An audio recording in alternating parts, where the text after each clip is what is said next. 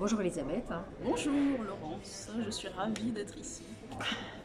ravie aussi que tu aies dit oui pour ton retour sur la conférence sur la vulnérabilité qui s'est tenue à Levallois. C'était il y a quelques semaines déjà. Moi j'avais plusieurs questions pour toi. J'aimerais savoir qu'est-ce qui t'a fait venir à cette conférence sur la vulnérabilité. Un noble mot pour moi. Alors, en fait, la curiosité, parce que c'est vrai que la vulnérabilité, ça a plutôt une connotation très négative dans le monde de l'entrepreneuriat, dans le secteur des femmes. Il faut qu'on soit des femmes fortes pour s'affirmer face au monde des hommes, même face si on aux se dit enfants, fragile. même si on se dit fragile. Et du coup, j'étais quand même curieuse de me dire, tiens, la vulnérabilité dans le business, dans ma nouvelle vie d'entrepreneuse, sous quel angle en fait. Voilà, donc j'étais curieuse de découvrir comment tu allais nous faire découvrir peut-être nos vulnérabilités, mais tournées au sens du business et de notre vie professionnelle. Ok, merci pour cette première réponse. Et finalement, une fois que tu as mis les pieds dans cette conférence sur la vulnérabilité, il y a des exercices qui ont été proposés, qui pouvaient être Oui. confrontants, mais en tout cas des exercices qui pouvaient vous permettre d'exprimer votre vulnérabilité. Comment toi tu as vécu ces exercices-là? Alors j'étais d'abord très étonnée de certains exercices. Je ne m'attendais pas à faire du eye contact par exemple. C'est celui qui m'a le plus marqué. Donc en fait, qu'est-ce que c'est? C'est être en silence face à une personne qu'on ne connaît pas. Alors là pour le coup, c'était une personne que je n'avais encore jamais rencontrée.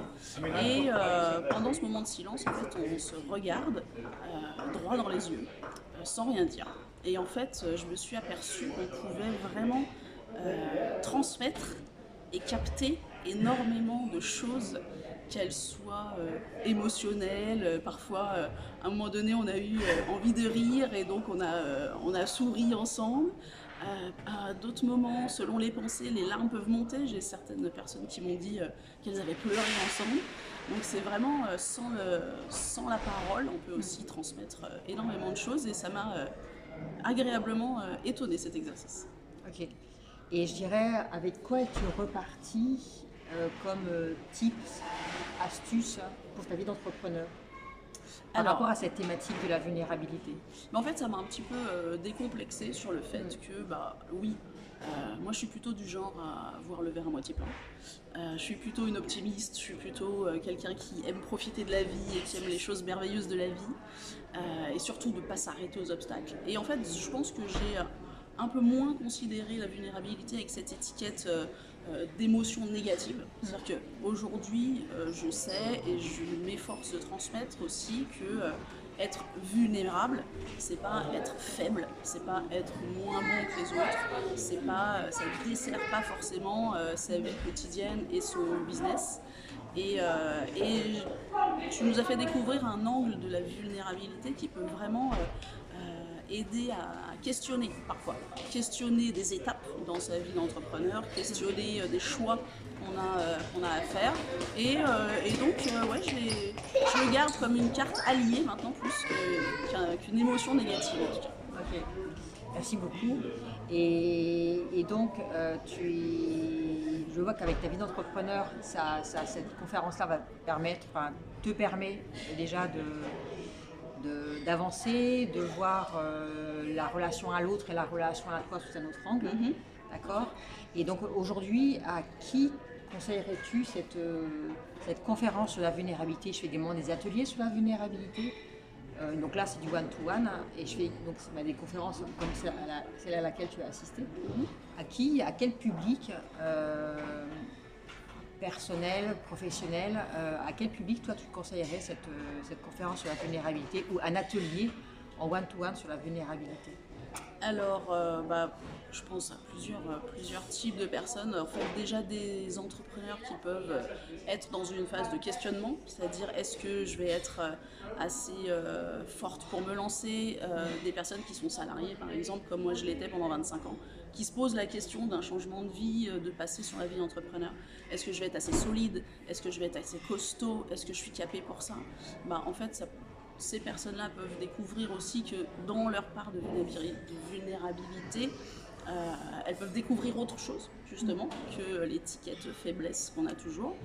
Et donc, moi, j'ai été 25 ans en entreprise. J'ai été manager d'équipe pendant ces 25 ans. Assez petite équipe, entre 5 et 10 personnes selon les années.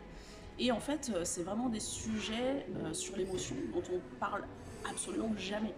Quand on fait des cours, des formations managériales, quand on fait des formations de communication d'équipe, on commence à entendre parler de communication positive, bienveillante et tout ça. Mais le sujet des émotions, de communiquer avec ses émotions et de recevoir aussi l'émotion de l'autre dans une équipe, et d'en faire des forces sur un esprit d'équipe et une équipe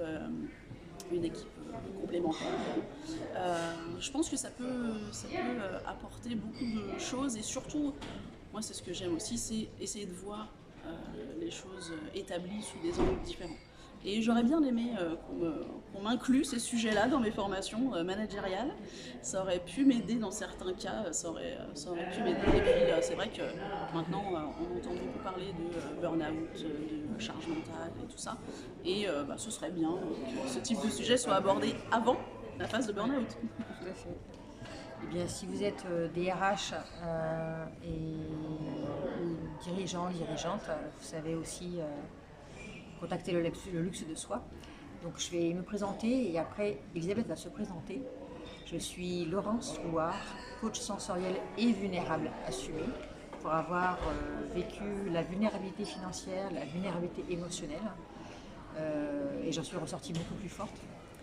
Aujourd'hui, j'accompagne en entreprise et j'accompagne les particuliers à retrouver du sens, à exprimer leur vulnérabilité, à savoir en faire une force aujourd'hui. Et j'utilise pour ça les 5 sens, notamment le goût et le massage. Je te passe la parole. Elisabeth, qui es-tu et comment cette vidéo peut t'aider à t'exprimer encore davantage? Merci Laurence. Alors moi je suis Elisabeth Chaumeau, je suis graphic designer depuis 25 ans, spécialisée en B2B et depuis quelques mois entrepreneuse indépendante. Donc j'ai fait ce changement de vie et aujourd'hui je travaille aussi bien pour des entrepreneurs, des TPE, PME, des agences de communication, secteur dans lequel j'étais pendant 25 ans. Et aujourd'hui je recommande en fait surtout à tous les entrepreneurs, à toute personne, à s'intéresser à cette curiosité en fait. Tu l'as dit et c'est vrai que j'y avais pas pensé tout à l'heure, mais quand tu parles de vulnérabilité financière, j'ai découvert aussi que la vulnérabilité c'est pas que intrinsèque, c'est pas que personnel, c'est pas que émotionnel. Il peut y avoir des vulnérabilités à plein d'endroits différents de son entrepreneuriat et c'est bien de les connaître pour pouvoir les appréhender, pour pouvoir toujours mieux travailler avec. Okay. Et puis du coup cette vidéo j'espère va déjà m'aider à être plus à l'aise avec le format vidéo, vous me direz ce que vous en aurez pensé. Et voilà, et parce que toujours pour s'habituer à quelque chose, il faut s'entraîner, il faut y aller, il faut oser. Donc aujourd'hui, j'ai osé avec Laurence. Ok, bravo. Merci. Bravo, merci à vous. Je mettrai en commentaire les liens pour rejoindre Elisabeth et moi-même. Et je vous dis, osez votre vulnérabilité et soyez vous-même. À bientôt.